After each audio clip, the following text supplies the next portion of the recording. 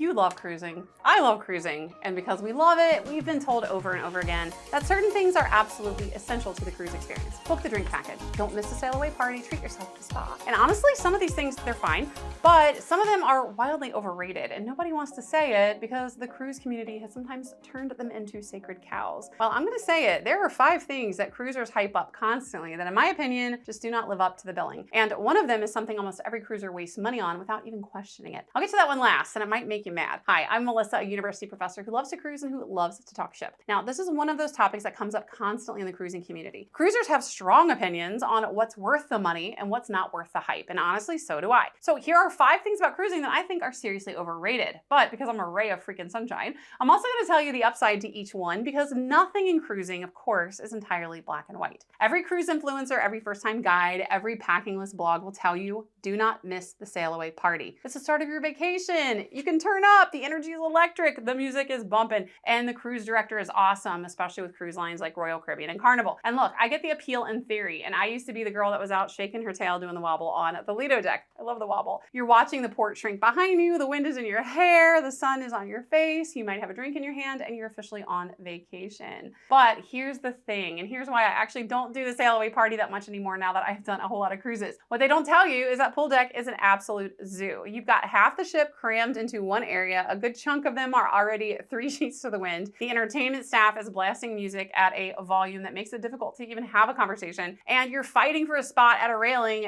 just to take a photo of a parking lot slowly getting smaller as your ship sails away. Now, I've done the sail away party on multiple cruise lines, and different cruise lines are gonna have different vibes. And more often than not, I've found myself thinking, why am I standing here sweating in the sun when I could be unpacking in my room, taking a nap, chilling, exploring the ship, especially if it's a ship I've never been on before. So those first few hours on board, they're some of the most valuable of your entire cruise. The ship is brand new to you. Some of the other areas of the ship aren't as crowded yet because everyone's out on the Lido deck. And honestly, those sail away parties, once you've done many of them, they start to feel kind of repetitive. Now, if it is your first cruise ever and or you love to turn up, go to the sail away party because it is a vibe, that moment of watching land disappear, to celebrate that, to feel like, oh my God, I'm on vacation. That is genuinely special the first time or if you're really into that vibe. And as I noted, on some ships, the party is more of a party than on other cruise lines. But if you cruised a bunch before, you're not into people watching, if you're not into dancing, I advise just grab a drink, grab a quiet spot on a higher deck and watch the departure on your own terms. And in my case, if my stateroom is open at this time, I like to chill, settle in, and take a shower and a nap.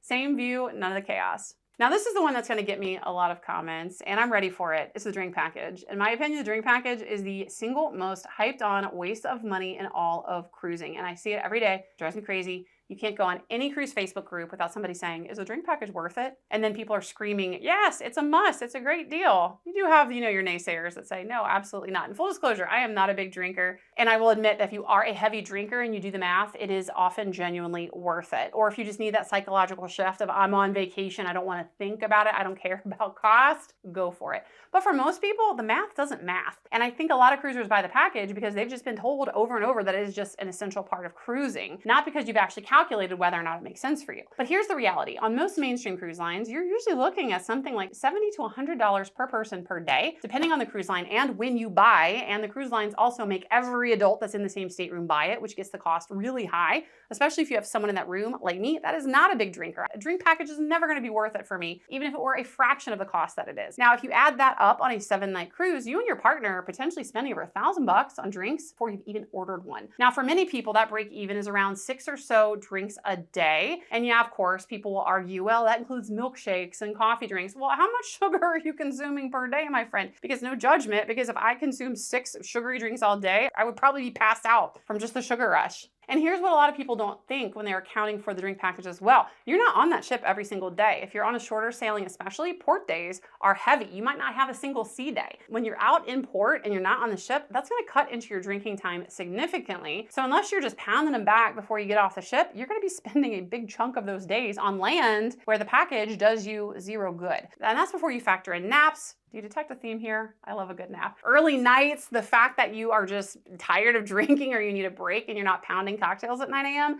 like you promised yourself that you would to get your bang for the buck on the drink package. So I watch cruisers stress over whether they're getting their money's worth on a package that's supposed to make their vacation more relaxing. So yeah, it's nice to have the drink package for that psychological shift of I can just order what I want, but then it feels pretty crappy when you get home and you start thinking about the math and you're like, oh my God, I really wasted money. Or what you do is sometimes I get free drink packages on casino offers. By the way, I have a guide to casino cruising if you want to check that out. And I sometimes will find myself ordering a bunch of like sugary things that are actually not good for me just because it's free and I want to get my money's worth because, hey, I'm spending the money in the casino. So you end up actually indulging in way more unhealthy things than you probably would because you are trying to get your money's worth. And when it comes to the calculation, that's not relaxation, that's homework. And the cruise lines know exactly what they're doing because the whole model is literally built on people overestimating how much they will actually drink. Now, there is an upside. I want to be fair here. If you are someone who is a heavy drinker, you're genuinely going to drink throughout the day. You love different cocktails. You're on a sea day heavy itinerary. You are up all day. You start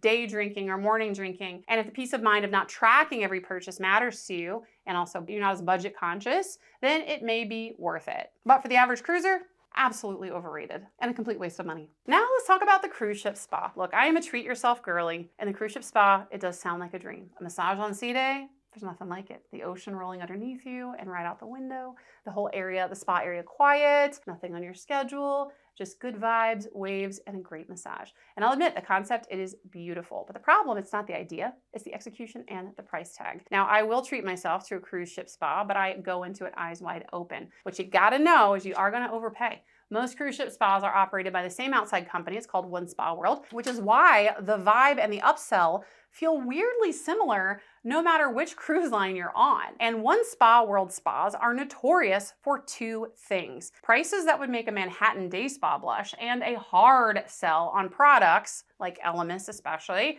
the minute your treatment ends. So you're lying there, nice and relaxed, feeling like a noodle, loosey as a goosey, and suddenly someone's showing up with a $200 bottle of serum and telling you that your skin desperately needs it. So a standard massage can run you $180 to $250 plus tip, and the relaxation you just paid for, poof, it's gone because you start feeling that hard pressure pitch. Now, I've experienced this firsthand. I do cruise often enough, and I do treat myself to these overpriced, knowing it's overpriced, massages enough that I go into it at the gate and I say, do not try to sell me on anything. I do not want to buy anything. Please just give me a massage. Thank you. Ding. So don't let the upsell ruin your cruise. So if you are conscious of cost and these downsides of cruise ship massages, here's another great option. In many cases, you can get a massage in port. In the Caribbean especially, you can find excellent spa services at beach resorts, day pass destinations, and independent providers at a much lower cost than what you'll pay on the ship, often with no upsell at the end, just a genuinely relaxing experience. And if you got a cruise booked to Costa Maya, Mexico, my friends, make your way to the Malecon, and you will find an array of beach massage options, and they're dirt cheap. It's a little awkward because you're laying there and they kind of take your top off and there's people walking by, but worth it. And it's so cheap and it just hits different. Now, there is an upside. Many cruise lines offer spa deals on port days when the facility is less busy, and sometimes those discounted rates can actually be reasonable. I never get a spa service on a cruise without negotiating the price. Sometimes I'm more successful than others, but always ask because a closed mouth don't get fed. Now, another waste of money, and I experienced this myself, well, actually my mom and stepdad did, is the onboard photo package. Friends, this is a relic of time. Back when people didn't have professional quality cameras on their phone in their pocket 24/7. But cruise lines still position photographers at every turn. Embarkation, formal night, the dining room, everywhere, port backdrops. You can't escape the cruise photographer. And they're expensive. They'll charge you anywhere from $100 to $300 for a package of photos that, in my opinion, they actually look pretty good. They have like this nice lighting. But phones nowadays can get them just as good in a lot of cases. The poses are often pretty cheesy. The backdrops feel generic and also cheesy. And a lot of times you end up with photos that look like they were taken at an old school Sears department store portrait studio, except that you're wearing a cute cocktail dress and standing in front of a fake sunset. Meanwhile, the candid photo that your travel companions took of you laughing at dinner with the ocean actually behind you, the real one, not a fake one, is the one that looks better and you're gonna bring home and actually put in a frame. Now, in my early cruising days, I was guilty of buying cruise photos photos. And I will say there's an exception. I do love the intentionally cheesy cruise photos where you get like a family of 10 like posing on each other. It's hilarious. It's fun. I love to do that. It's worth the money. Or if you're celebrating something truly special on board, a wedding, a milestone anniversary, a quinceañera, something like that, the ship's photographers can capture those moments in a way that your phone just might not be able to. And sometimes too, on formal night, if you don't get dressed up a lot and you don't just want to rely on a selfie or asking someone else to take a photo with a thumb in it, that might be worth it as well.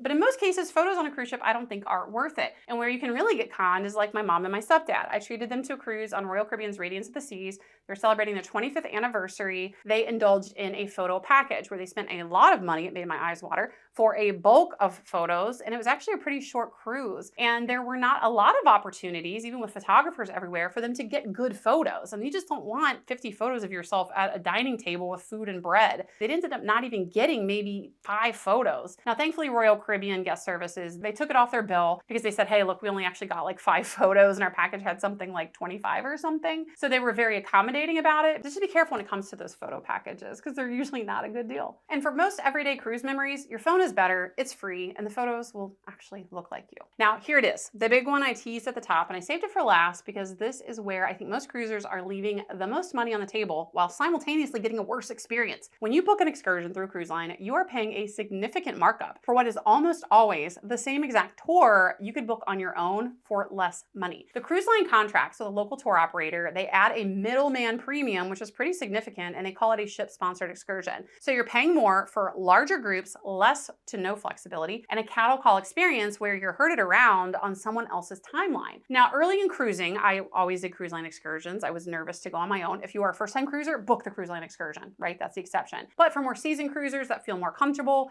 it's definitely worth it to go independent. I almost exclusively book independently now, and the difference is night and day. You get smaller groups, sometimes private groups. I'm a big fan of private drivers. They're often cheaper than cruise line excursions. I have actually a curated list I'll drop below if you want to check those out. You get better tour guides, especially if you have a private driver. They are also your built-in tour guide. You get more flexibility to do what you want, when you want, how you want at your own pace, and the prices are better. I have found independent operators running the same activity the cruise line offers, many cases for significantly less, and sometimes it's actually the same exact company that does the tour. So the cruise lines are counting on you not shopping around, and most cruisers don't. Now, I do have to be fair here because there is one legitimate advantage of booking through the cruise line, and it's very real and it matters, and it's also why I recommend it for newbies. If your cruise ship sponsored excursion runs late, the cruise line takes responsibility for getting you back to the ship, even if your ship can't physically wait for you. They'll make sure you get flown to the next port on their dime. But if you book independently and you're late getting back, that ship is going to leave without you. That is a real risk. You got to make sure that you have good time management skills. Most independent tour operators, their livelihoods depend on this. They're not going to let you be late. They're going to make sure you're watching time too. My private drivers are always watching the clock for you.